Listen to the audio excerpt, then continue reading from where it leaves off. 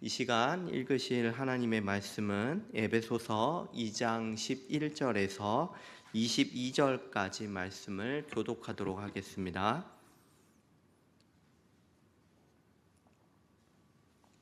신약성경 311면에 있습니다. 에베소서 2장 11절부터 22절까지 교독하도록 하겠습니다. 제가 먼저 11절 말씀을 읽겠습니다.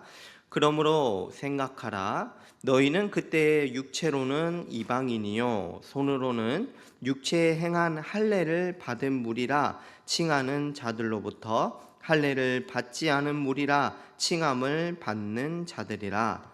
그때 너희는 그리스도 밖에 있었고 이스라엘 나라 밖의 사람이라.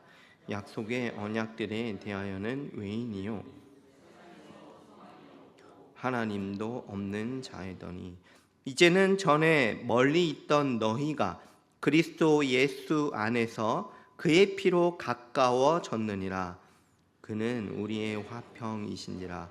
둘로 하나를 만드사 원수된 것 곧 중간에 막힌 담을 자기 육체로 허시고 법 조문으로 된 계명의 율법을 폐하셨으니 이는 이 둘로 자기 안에서 한 세 사람을 지어 화평하게 하시고 또 십자가로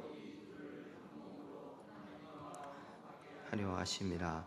원수된 것을 십자가로 소멸하시고 또 오셔서 먼데 있는 너희에게 평안을 전하시고 가까운 데 있는 자들에게 평안을 전하셨으니 이는 그로 말미암아 우리 둘이 한 성령 안에서 아버지께 나아감을 얻게 하려 하심이라. 그러므로 이제부터 너희는 외인도 아니요 나그네도 아니요 오직 성도들과 동일한 시민이요 하나님의 권속이라. 너희는 사도들과 선지자들이 터 위에 세우심을 입은 자라. 그리스도 예수께서 친히 모퉁이 돌이 되셨느니라. 그의 안에서 건물마다 서로 연결하여 주 안에서 성전이 되어 가고 너희도 성령 안에서 하나님이 거하실 처소가 되기 위하여 그리스도 예수 안에서 함께 지어져 가느니라. 아멘. 할렐루야. 아멘. 이 시간 말씀과 기도로 은혜 받기 원합니다. 여러분들 중에 혹시 조선 왕의 후손인 분이 계신가요? 아마 조선 왕의 후손이라면 이씨가 되지 않을까 생각을 합니다. 왕씨는 이제 박해를 받아서 많이 죽었기 때문에 아마 이씨가 많이 계실 것 같아요. 지금은 이제 왕이 다스리는 나라가 아니기 때문에 뭐 어떤 특혜가 없죠. 하지만 당시 조선 시대에 살았으면은 아마 굉장한 특권과 권리가 있지 않았을까라는 생각을 합니다. 물론 지금도 뭐 이씨라면은 뭐 어디 뭐 몇 대 손이다라는 그런 자부심이 있을 거라고 생각을 해요. 저는요 조씨인데요. 이제 저는 왕족은 아닙니다. 예, 저는 좀 찾아봤어요. 제 시조가 어딘가 찾아보니까 이제 저기 황해남도에서 출발했던 그런 시조가 있더라고요. 뭐 저는 내세울 건 없고요. 좀 기록이 있길래 찾아보니까 제일 높았던 관직이 뭐 조선 시대의 조반의 아들인데 조서로가 병가 2위라는 벼슬이 있더라고요. 이제 그거를 지냈다라는 기록이 아주 짤막하게 남겨져 있습니다. 왜 갑자기 이 이야기로 시작을 하냐면 오늘 말씀이 혈통에 대해서 언급하고 있기 때문에 제가 잠깐 말씀을 드렸습니다. 우리가 혈통적으로는요 어떤 사람이었냐면은 이방인이었다, 이 사실을 우리에게 말씀하고 있어요. 에베소서 2장 11절과 12절 말씀 한번 보실까요? 그러므로 생각하라. 뭘 생각해야 되죠? 너희는 그때 육체로는 어떤 사람들이었습니까? 이방인이요 손으로 육체에 행한 할례를 받은 무리라 칭하는 자들로부터 할례를 받지 않은 무리라 칭함을 받은 자들이라. 12절 그때 너희는 그리스도 밖에 있었고 이스라엘 나라 밖에 사람이라. 약속의 언약들에 대해서는 외인이요 세상에서 소망도 없고 하나님도 없는 자이더니, 이렇게 우리에게 말씀하고 있죠. 우리에게 이 말씀 11절 말씀은 생각해라, 이거를 말씀하고 있어요. 우리가 생각해야 됩니다. 뭐를 생각하냐? 혈통으로는 이방인이다, 이거를 생각하라는 말씀이죠. 우리 중에는 유대인이 없으신 걸로 제가 알고 있습니다. 아버지가 유대인이거나 할아버지가 유대인이다, 이런 분도 아마 이 중에는 없으신 걸로 제가 알고 있어요. 우리는 다 혈통적으로 따지면 어떤 사람이죠? 이방인이었다는 것이죠.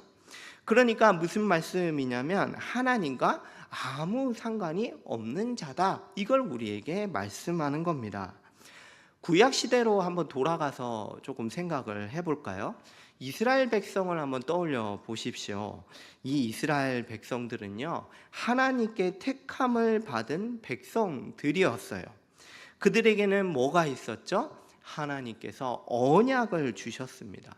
그들에게는 말씀이 있었어요. 그들에게는 또 뭐가 있었습니까? 심지어 성막이 있었고 성전도 있었습니다. 이 유대인들이 받은 놀라운 특혜와 은혜에 대해서 로마서 3장 1절과 2절은 이렇게 말씀하고 있습니다. 그런즉 유대인의 나음이 무엇이며 할례의 유익이 무엇이냐, 2절입니다. 범사에 많으니 우선은 그들이 하나님의 말씀을 맡았습니다. 하나님의 말씀을 들은 백성입니다. 그 말씀을 맡았던 백성이죠. 이 엄청난 특권을 누렸던 거예요. 로마서 9장 4절과 5절은 이렇게 말씀합니다. 그들은 이스라엘 사람이라 그들에게는 뭐가 있죠? 양자됨이 있었고요, 영광이 있었고, 언약이 있었고, 율법을 세우신 것과 예배와 약속들이 있었고, 5절 말씀입니다. 조상들도 그들의 것이요, 육신으로 하면은 그리스도가 그들에게서 나셨습니다. 그는 만물 위에 계셔서 세세의 찬양을 받으실 하나님이시니라. 아멘. 이처럼 유대인들은요, 하나님의 택함 받은 민족으로서 구약시대 때 많은 복을 누렸어요. 하나님께서, 세상의 어느 민족이 하나님께서 그들 가운데 계셨습니까? 하나님께서 그들을 친히 다스리셨죠. 이스라엘은 이 하나님 나라의 복을 누린 민족이었습니다. 이스라엘 백성은 하나님 나라의 백성이다, 그 표징이 되는 할례도 받았던 민족입니다. 이처럼 구약시대 때 택함 받았던 그 민족의 특권이 있었던 것이죠. 그런데 여러분, 이방인은 어떻습니까? 우리가 이방인인데 이방인은 어떻습니까? 사실 구원에서 제외됐던 사람이었어요. 유대인들과는 다르게 이방인들은 구약시대 때 하나님에 대해서 들어보지도 못했죠. 하나님께서 그리스도를 통하여 구원해 주실 그 약속의 말씀조차 전혀 듣지를 못했습니다. 언약도 물론 없었고요, 말씀도 없었고, 성막조차, 성전도 없었습니다.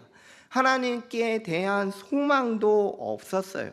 그저 이방인들은 구약시대 때요, 나름 자기들이 만든 그 신이 있어서 그거를 섬기며 살아갈 뿐이었어요. 오늘 말씀은 생각해라, 이것을 우리에게 말씀하고 있어요. 우리가 이방인이라는 사실입니다. 하나님과 전혀 상관이 없었다는 것이죠. 오늘 말씀에서는 이렇게 이방인 그리고 유대인을 등장시키고 있어요. 이거를 통해서 우리는 이방인으로서 하나님과 전혀 상관이 없었어, 이것을 우리에게 말씀하고 있고 생각할 것을 강조하고 있습니다. 그리고 두 번째로 이방인과 유대인을 등장시켜서 말씀하려는 것이 있습니다. 그 두 번째가 뭐냐면 이방인과 유대인 사이에 적대 관계였다, 이것을 우리에게 말씀하고 있는 겁니다.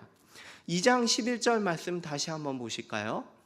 그러므로 생각하라, 너희는 그때 육체로는 이방인이요 손으로 육체의 할례를 받은 무리라 칭하는 자들로부터 할례를 받지 않은 무리라 칭함을 받은 자들이라. 할례를 행한 사람들 누구였습니까? 구약시대 때 유대인들 말하는 거죠. 이방인들을 보면서 저것들 할례도 없는 것들이야 라고 하면서 손가락질하고 무시하고 차별하고 배척했던 것이에요. 유대인들은요, 실제로 구약시대 때 이방인에 대해서 아주 철저하게 멸시를 했습니다. 유대인들에게 있어서 이방인들은요, 결코 구원받을 수 없다, 이렇게 생각을 했었어요. 오직 할례를 받고 율법을 지키는 자신들만이 하나님의 백성이야, 이렇게 생각하고 자부했던 것이죠. 사실 여러분 생각해 보면 하나님께서 이 유대인들을, 이스라엘 백성들을 제사장 나라로 세우셨다는 사실이에요. 그 무슨 말씀이냐면 제사장 나라로서 모든 민족이 구원의 복을 누리는 그런 통로가 되었어야만 했어요.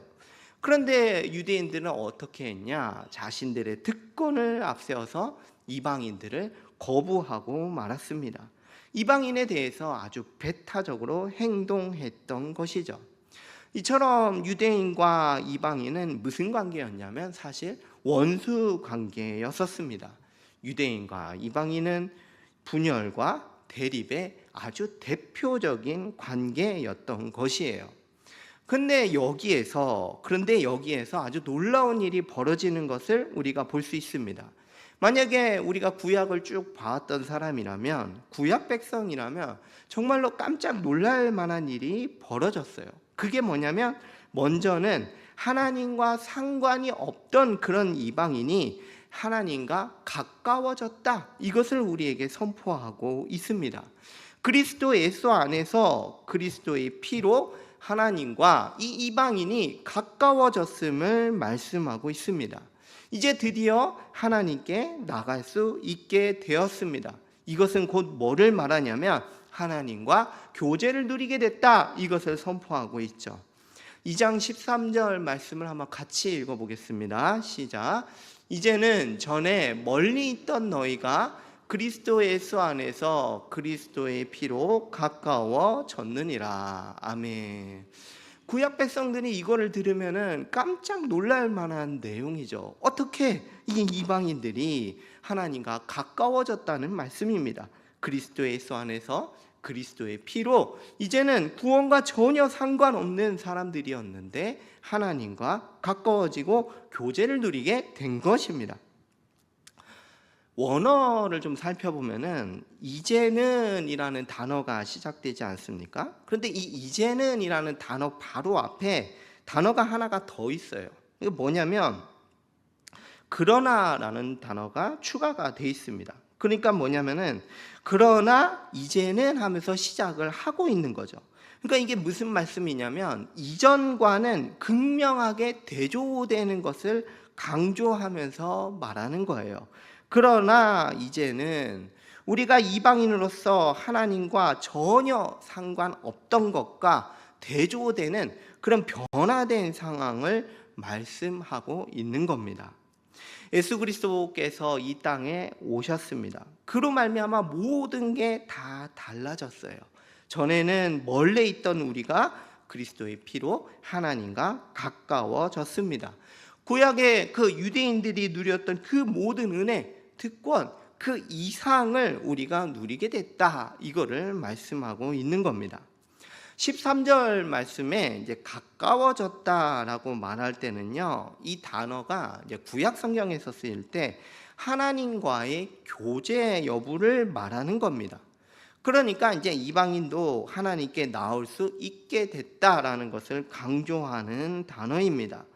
구약시대 때 유대인들만이 누렸던 그 특권을 이제는 이방인도 하나님께 나아가며 교제를 누릴 수 있게 됐다는 말씀이죠. 어떻게 이 모든 게 가능하게 됐을까요? 어떻게 구약 백성들이 들으면 깜짝 놀랄 만한 일들이 가능하게 되었습니까? 바로 예수 그리스도의 피로 그렇게 됐다, 우리에게 말씀하고 있습니다. 예수 그리스도의 그 십자가 사역으로 가능하게 된 것입니다. 오늘 11절 말씀을 다시 한번 보면서요, 생각해라, 이렇게 우리에게 시작하면서 말씀하고 있다는 사실이에요. 생각하고 감사하라는 그런 말씀이죠. 이것이 바로 우리가 신앙생활 하는 데 있어서 기본적인 자세입니다. 어릴 때부터 교회를 다니신 분이 계실 거예요. 모태신앙도 계실 겁니다. 아니면은 정말 10년 이상, 20년 이상 오랫동안 교회를 다니신 분들도 계실 거예요. 그럴수록 더 생각해야 됩니다. 우리가 자동으로 혹은 저절로 하나님과 교제를 누리게 된 게 아닙니다. 당연히 자동적으로 하나님과 교제를 누리게 된 게 아니라는 사실이에요. 우리는 계속해서 생각해야 됩니다. 예수 그리스도로 말미암아 하나님과 교제를 누리게 됐다, 가까이 하게 됐다, 이 은혜를 생각하고 또 생각하고 감사해야 되는 것이죠.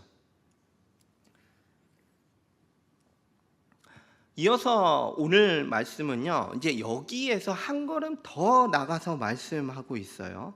무슨 말씀을 하고 있냐면, 교회는 하나가 된 한 세 사람이 되었다, 이것을 우리에게 말씀합니다. 교회가 어떤 존재냐? 하나가 된 한 세 사람이 되었습니다. 이방인이 그리스도로 말미암아 하나님과 교제를 누리게 되면서 무슨 일이 발생했냐면, 우리가 한 세 사람이 되었다라는 사실이에요. 여기서 말씀하는 한 세 사람이라는 것은 유대인과 이방인이 하나 된 존재가 되었다, 이걸 우리에게 말씀하는 겁니다. 분열하고 적대했던 모든 사람이 주님 안에서 하나가 됐다, 이것을 말씀하죠. 하나가 되었다라는 것을 오늘 보는 성경 말씀에서 다양한 표현을 써서 강조하고 있어요. 에베소서 2장 14절 말씀을 보시면, 빨간 말씀만 제가 읽어드리겠습니다. 둘로 어떻게 해요? 하나를 만드셨다, 이렇게 말씀하고 있습니다. 원수된 것, 곧 중간에 막힌 담을 자기 육체로 허신 거예요. 15절 말씀을 한번 또 보실까요? 붉은 글씨만 읽어드리면, 한 세 사람을 지었다, 이렇게 말씀하고 있습니다. 16절 말씀도 하나 됐다는 것을 강조하고 있어요. 16절에 붉은 글씨만 읽고 있습니다. 또 이 십자가로 이 둘을 한 몸으로 하나님과 화목하게 하셨다, 이렇게 말씀하고 있죠. 이렇게 14절, 15절, 16절에서 다양한 표현을 통해서 우리가 하나 되었다라는 것을 강조하면서 말씀하고 있어요. 서로 적대하던 이방인과 그 유대인을 하나로 만드셨고요, 한 세 사람으로 만드셨고요, 한 몸으로 만들어 주신 겁니다. 여러분, 이 말씀은요, 이방인하고 유대인에게만 국한되는 게 아니에요. 모든 사람에게 다 해당되는 것입니다. 분열하고 적대하던 그 모든 관계를 예수 그리스도 안에서 하나 되게 하셨다라는 선포의 말씀입니다. 여러분, 이것이 어떻게 가능할까요? 사실 사람은 이렇게 할 수가 없어요. 여러분, 어떻게 그 분열하고 적대하는 걸 어떻게 하나 되게 합니까? 사람이 할 수 있는 게 아니에요. 이것이 어떻게 가능하게 되었느냐? 어떻게 이런 일이 우리 가운데 일어나게 됐느냐? 어떻게 예수 그리스도께서 이 분열된 사람을 하나로 만들어 주셨느냐? 이 모든 것은 바로 그리스도 안에서 이루어졌다는 사실입니다. 에베소서 2장 15절 말씀을 다시 한번 보시면요, 법조문으로 된 계명의 율법을 폐하셨으니 이는 이 둘로 어디 안에서? 자기 안에서 한 세 사람을 지어 화평하게 하시고, 그러니까 자기 안에서 한 세 사람이 되게 하신 겁니다. 다시 말하면 그리스도 안에서 하나가 되게 하신 것입니다. 이거를 이제 쉬운 말로 표현할 수 있습니다. 주님 안에서 하나가 됐다. 이게 도대체 뭐냐? 쉬운 말로 얘기 드리면은 뭐냐? 바로 그리스도와의 연합을 말하는 것입니다. 그리스도 안에서 한 세 사람으로 창조가 되었습니다. 이게 바로 연합의 신비에 대해서 말씀하고 계신 것이죠. 여러분 한번 다시 한번 생각을 해볼까요? 우리가 예수님을 주님이시오 그리스도로 믿을 때 어떤 일이 우리 가운데 일어나죠? 바로 그리스도와 합하는 일이 벌어지게 되죠. 그리스도와 우리가 연합해서 우리에게 무엇이 주어집니까? 모든 죄를 사함받고요, 의롭다함을 받게 돼요. 그리고 그와 동시에 이루어지는 게 뭐냐면 주 안에 있는 다른 지체와 연결이 된다는 사실입니다. 여러분, 나만 그리스도와 연합하는 것이 아니죠. 다른 지체도 그리스도와 연합하게 됩니다. 내가 그리스도의 몸된 교회 안에 속하게 됐을 때 다른 지체도 똑같이 몸된 교회 안에 속하게 된다는 사실입니다. 내가 믿음으로 그리스도 안에 들어와 봤어요. 그랬더니 누구도 있는 거죠? 다른 성도도 거기에 있는 거죠. 그리하여서 그리스도 예수님 안에서 모든 신자들이 하나가 되며 새로운 존재가 되게 되는 것입니다. 이걸 가리켜서 뭐라고 하냐? 교회라고 부르는 것이죠. 14절 말씀을 다시 한번 보시겠습니다. 14절입니다. 그는 우리의 화평이신지라 둘로 어떻게 하나를 만드사 원수된 것 곧 중간에 막힌 담을 자기 육체로 하시고. 예수님은 우리의 화평이 되신다 이렇게 선언하고 있어요. 분열로 둘로 쪼개진 것을 어떻게 하나로 만들어 주신 겁니다. 우리는 할 수 없는 건데 예수님 안에서 그렇게 만들어 주신 겁니다. 중간에 뭐가 있었냐면은 막힌 담이 있었습니다. 근데 이 담을 허물어 주신 거예요. 유대인과 이방인뿐만이 아니라 모든 사람들 사이에 있는 중간에 막힌 담을 허물어 주셨습니다. 이 원수된 것, 원수된 관계, 그 사이에 있는 것을 다 허물어 주신 거예요. 여러분, 우리가 창세기 1장과 2장으로 돌아가서 보면요, 하나님이 창조하신 보시기에 심히 좋은 세상을 발견하게 됩니다. 하나님께서 원래 처음 창조하셨을 때는 하나님께서 첫 인류를 하나님의 형상대로 만들어 주셨어요. 근데 하나님의 형상대로 만들었다라고 할 때는 한 몸으로 온 인류를 창조해 주신 겁니다. 그러니까 첫 인류였던 아담과 하와가 서로 사랑하고 돕는 배필로서 살아가도록 그렇게 창조해 주셨던 거예요. 온 인류가, 하나님의 창조 의도는요, 온 인류가 한 몸이 되어서 참된 평화와 안식을 누리게 하시려는 것이었어요. 삼위일체 하나님이 한 하나님으로서 누리던 그 복을요, 우리 사람에게도 누리게 하시려고 했던 것이에요.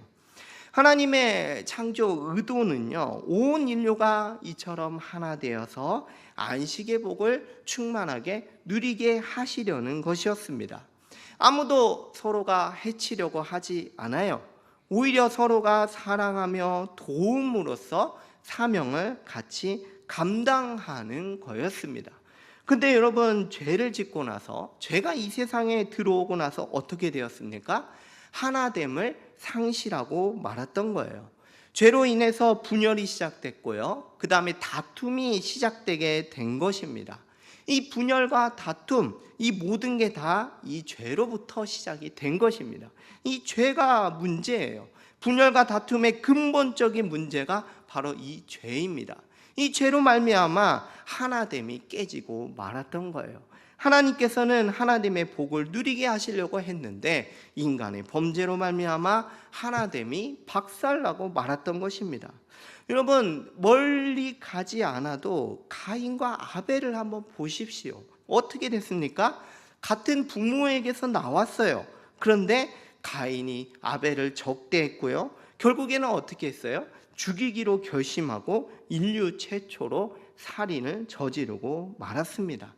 인류는 이처럼 범죄한 이후에 서로가 미워하고 서로 반목하고요, 분열하고 싸우고 적대하고 심지어 전쟁까지 일으키는 그런 관계가 되고 말았던 것이죠. 여러분, 한번 우리 주변을 보시겠어요? 한반도만 봐도요, 위 그리고 아래로 이렇게 분열되어 있는 것을 우리가 볼 수 있습니다. 여러분, 아래는 또 어떻습니까? 한반도 아래는 아래대로 또 분열이 되어 있어요. 좌우로 또 분열되어 있는 것을 우리가 매일 보고 있죠. 여러분, 성경에서 이스라엘 역사를 보면요, 사실 이스라엘 역사는 분열의 역사이기도 해요. 남유다와 나머지 지파 간의 이 반목, 이것은 정말 오래되고 뿌리 깊은 역사였습니다. 그것의 결과로 결국에는 남유다와 북이스라엘로 딱 두 개로 쪼개어 버리고 말았습니다. 사사시대 초기 때부터 이 뿌리 깊은 반목이 결국에는 그 나라가 둘로 쪼개지고 말았던 것이죠. 남유다와 그리고 북이스라엘 간에 서로 심지어 죽고 죽이는 전쟁까지도 다 치렀습니다. 그런데 예수 그리스도께서 이 십자가 사역으로 말미암아 무슨 일을 하셨냐면 자기 육체로 죄의 문제를 해결하신 거예요. 이제 예수 그리스도를 믿을 때 무슨 일이 벌어지냐면 모든 죄가 사해지고 사람들 사이에 막힌 담이 허물어졌다. 이것을 우리에게 말씀하는 것입니다. 이것은요, 단순히 그냥 서로 사랑하거나 어떤 일을 같이 한다는 그런 정도가 아니에요. 그리스도 안에 있는 사람들은 처음 창조될 때처럼 한 몸으로 회복되었다. 이것을 말씀하는 겁니다. 다시 우리가 서로 하나 되어서 사랑하며 살아갈 수 있게 된 것입니다. 15절 말씀에서는 이제 한 세 사람으로 만들었다 이렇게 강조하면서 말씀하고 있습니다. 15절 말씀만 다시 한번 보겠습니다. 법조문으로 된 계명의 율법을 폐하셨으니 이는 이 둘로 자기 안에서 한 세 사람을 지어 화평하게 하시고, 한 세 사람을 지어서 화평하게 하셨다 이렇게 말씀하고 있죠. 여기서 짓다라는 단어는요, 이제 헬라어를 찾아보면은 이제 크리조라고 되어 있습니다. 이 단어 뜻이 뭐냐면 이제 창조하다라는 뜻이에요. 영어 번역도 한번 찾아보니까요, 이제 create라고 이렇게 번역을 해놨습니다. 이 창조라는 단어가 이제 어디에 쓰이냐면은 이제 하나님께서 창조하실 때 그때만 사용되는 단어예요. 오늘 보는 말씀에서 한 세 사람을 지었다라고 할 때 이 지었다라는 단어가 하나님이 창조하실 때 쓰는 그 단어가 쓰인 겁니다. 그러니까 하나님께서 새 존재로서 창조를 해내셨다. 이것을 지금 선포하는 것입니다. 이전에 분열되었던 개인과 그 죄인과는 완전히 다르기 때문에 성경이 이거를 가리켜서 새롭게 창조됐다. 이렇게 선언을 하고 있는 거죠. 하나님께서 아예 새롭게 창조해내신 작품입니다. 교회는 이처럼 하나가 된 새로운 피조물로서 지어진 것입니다. 새로운 인류라고 부릴 수 있을 만큼 한 세 사람, 교회적 존재가 우리가 된 거예요. 이거는요, 그냥 단순히 개인들의 단순한 집합이 아닙니다. 하나님께서 공동체적인 존재로 아예 새롭게 창조해 내신 것이 바로 교회다. 이거를 우리에게 말씀합니다.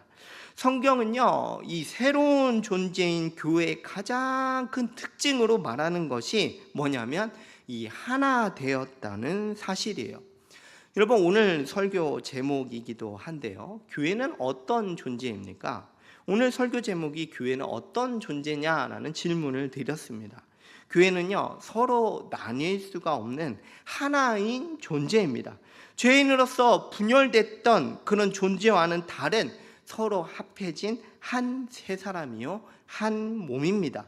얼마나 교회가 예수 그리스도 안에서 하나된 존재인가, 이거를 잘 보여주는 말씀이죠. 여러분, 이걸 두고 우리가 같이 생각해보고 적용해 봤으면 좋겠어요. 우리가 한 세 사람으로 지음받았다, 이거를 생각하면서 다시 한번 우리가 적용했으면 좋겠습니다. 우리의 근본적인 정체성은요, 개인이라기보다는 교회로 존재하는 것입니다. 여러분, 우리는요, 개인적인 존재로 존재하는 게 아니라 교회적 존재로 존재하는 것입니다. 하나된 교회를 인정하지 않고요, 개인주의적인 신앙생활을 하는 것은 하나님의 뜻이 아니라는 것을 생각해야 돼요. 예수님 믿으니까 이제 교회에 속하지도 않고 그냥 개인적으로 신앙생활만 하면 되지 않을까라고 생각하는 것은 그거야말로 잘못된 거죠. 자신의 정체성도 부정하는 거고요, 교회 자체를 부정하는 것과 똑같습니다. 우리는요, 집합적인 존재입니다. 공동체적인 존재로 함께 살아가야 돼요. 그렇게 살아갈 수밖에 없는 새로운 인류가 바로 우리라는 사실입니다. 우리 스스로가 각자가 교회됨을 믿고 하나 된 것을 힘써 지키면서 살아가야 됩니다. 그럴 때 우리가 가장 정상적이고 자연스럽고 온전해질 수 있는 것이죠. 이것이 바로 하나님께서 기뻐하시는 것입니다. 여러분, 우리가 하나 되었다, 이것을 계속해서 생각하십시오. 한몸됨을 깨는 것은 주님의 뜻이 아닙니다. 주님께서 하나 되게 하신 것을 우리가 힘써 지켜야 하는 것입니다. 손해를 볼지언정 하나됨을 깨는 것은 그 어떤 무엇이라도 하지 말아야 되겠죠. 반대로 하나 되는 것이라면은 그 무엇이라도 우리가 힘써서 행해야 할 것입니다. 내가 즉각적으로 행할 수 있는 이 하나됨을 힘써 지키는 것이 무엇이 있겠습니까? 우리 주님께서 한 세 사람으로 창조하신 것을 힘써 지키는 모든 성도님이 되시길 주님의 이름으로 축복합니다. 그렇다면요, 이렇게 하나가 된 교회를 조금 더 생생하고 좀 더 구체적으로 설명할 수 있을까요? 오늘 성경 말씀은요, 우리가 하나 되었다, 이것에 대해서 더 생생하고 좀 구체적으로 우리에게 말씀하고 있어요. 그것을 이제 세 가지로 나누어서 설명하고 있습니다. 먼저는 무엇이냐면 동일한 시민이다, 이것을 말씀하고 있어요. 에베소서 2장 19절 말씀입니다. 그러므로 이제부터 너희는 외인도 아니요 나그네도 아니죠. 오직 성도들과 동일한 시민이요 하나님의 권속이라. 하나된 교회, 이거를 생생하고 구체적으로 설명하는 것 중에 하나가 뭐냐면 동일한 하나님의 시민이다, 이걸 우리에게 말씀하는 겁니다. 여러분, 당시 이 성경이 쓰여질 때는 이제 로마가 다스리는 시대였죠. 로마에 살면요, 그 로마 시민권이 주어졌습니다. 이 로마 시민권의 그 권리는 굉장히 많고 다양했다고 해요. 이 로마 시민권자는요, 뭐 출신, 성분 이런 거 가리지 않았습니다. 그런 거 상관없이 로마 시민권자라면은 이제 동일한 권리를 누렸고요, 동일한 혜택을 누렸고 국가의 보호도 받을 수 있었습니다. 마찬가지로 우리가 누구냐면은 하나님 나라의 시민권을 가진 자다, 이거를 말씀하고 있어요. 이게 뭐를 강조하냐면 모든 복을 동일하게 누린다는 사실이에요. 차별이 있습니까? 없습니까? 차별이 없다는 것을 말씀하는 거예요. 이방인도 동일하게 하나님 나라의 무엇이죠? 시민이다, 이걸 선포하고 있습니다. 우리도 동일하게 하나님 나라의 백성이에요. 이제 더 이상 외인도 아니고요, 나그네도 아닙니다. 한국인이든지 뭐 외국인이든지 뭐 성별이 남자든지 여자든지 소유가 많든지 아니면 그 소유가 너무 없든지 교육을 많이 받았든지 아니면은 교육을 못 받고 중학교도 못 나온 사람이든지 아무런 차별이 없이 동일하게 하나님 나라의 복을 누린다는 사실이에요.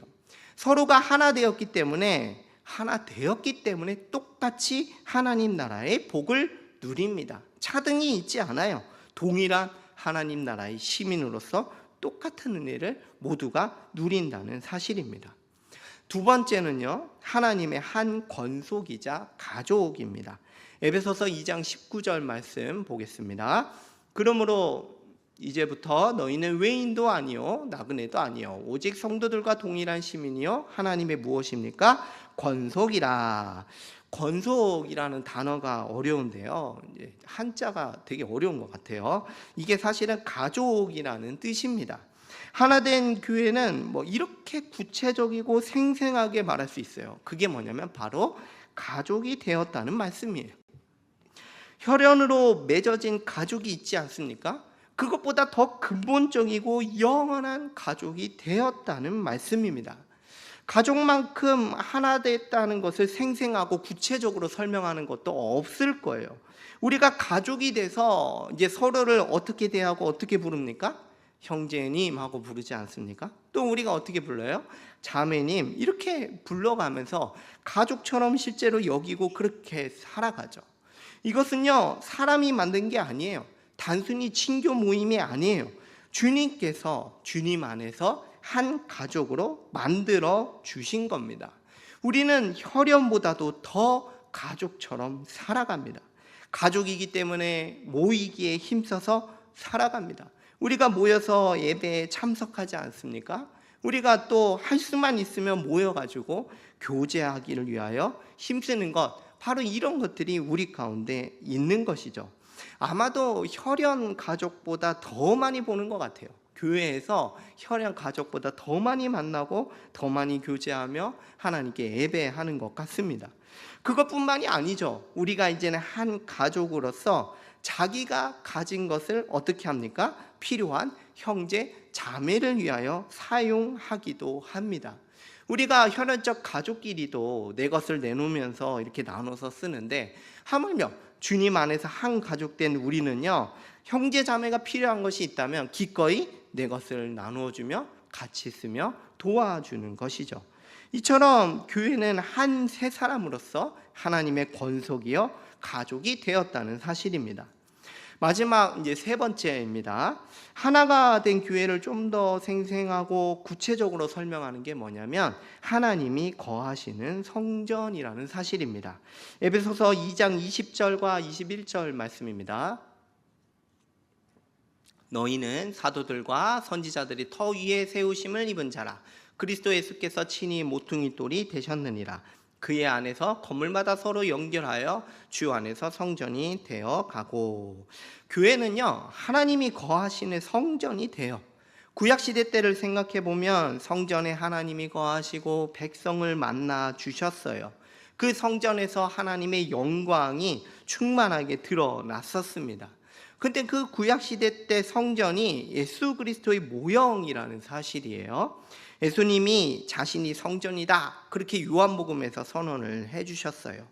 사도들과 선지자들은 예수님의 그 십자가 복음을 전파했습니다. 그리고 전한 그 복음 위에 교회가 세워졌어요. 예수 그리스도는 교회 전체를 세우는 모퉁이 돌이 되신 거예요. 그리스도 안에 있을 때 교회가 비로소 하나님이 거하시는 성전이 된다, 이거를 말씀하고 있는 겁니다. 이제 그리스도 안에서 교회도 성전으로 하나님의 거처가 된다는 말씀이에요. 에베소서 2장 18절 말씀입니다. 이는 그로 말미암아 우리 둘이 한 성령 안에서 아버지께 나아감을 얻게 하려 하심이라. 이제 우리가 하나가 돼서 하나님 아버지께 나아가며 하나님은 우리와 함께 하시게 되었습니다. 오늘 말씀을 정리하면서요, 오늘 말씀은 이제 생각하라, 이걸로 시작을 했었습니다. 우리는 이방인으로서 하나님과 상관없는 자였다, 이것을 생각해야 됩니다. 그런 우리를 그리스도 예수 안에서 이 놀라운 은혜로 말미암아 예수님의 십자가로 하나님과 가까워지게 된 것이죠. 그러다 보니까 예수 그리스도 안에서 어떠한 차별이 없이 하나가 되었다는 사실이에요. 중간에 막힌 담을 헐어 주셨습니다. 우리는 이제 한 세 사람이 된 존재예요. 이것에 대해서 생생하고 구체적으로 표현한 게 우리가 동일한 하나님의 시민권자가 되었다는 말씀이에요. 우리가 한 가족이 되었습니다. 주 안에서 하나님이 거하시는 성전이 되었습니다. 한번 우리가요, 동일한 시민권자로서 차별 없이 대하면 어떨까요? 이 사람 저 사람 차별 없이 대하는 것이죠. 이 세상은 차별 없이 대하는 게 실현 불가능합니다. 그러나 우리 교회는 가능합니다. 하나로 만드셨기 때문이에요. 우리가 다 동일한 시민권을 가지고 있기 때문입니다. 이 세상에 없는, 차별 없는 하나님의 나라로서 드러나게 될 거예요. 사랑하는 성도 여러분, 우리가 한번 어디까지 한 가족으로 살 수 있는가, 이거를 해보면 어떻겠습니까? 우리가 하면 할수록, 그것을 믿고 살아가면 살아갈수록 하나님의 충만한 복을 누리지 않겠습니까? 우리는요, 주 안에서 하나님이 거하시는 성전입니다. 우리가 다 같이 지어져 갑시다. 하나님을 예배하며 사도들과 선지자들이 전한 말씀을 배우며 전하는 일에 힘써 봅시다. 오늘 말씀을 끝내면서 제목을 다시 한번 여쭤보겠습니다. 교회는 어떤 존재입니까? 교회는 하나가 된 한 새 사람입니다. 개인으로 살아갔다면 이제는 주님께서 하나 되게 하신 것을 믿고 하나 되어 살아가 보십시오. 한 새 사람으로 믿고 살아가고 계시다면 잘 하시는 것입니다. 한번 우리가 더 해보는 것은 어떻겠습니까? 주님이 한 새 사람으로 창조하신 것을 믿고 하나 되어 살기를 힘쓰는 모든 성도님이 되시기를 주님의 이름으로 축복합니다.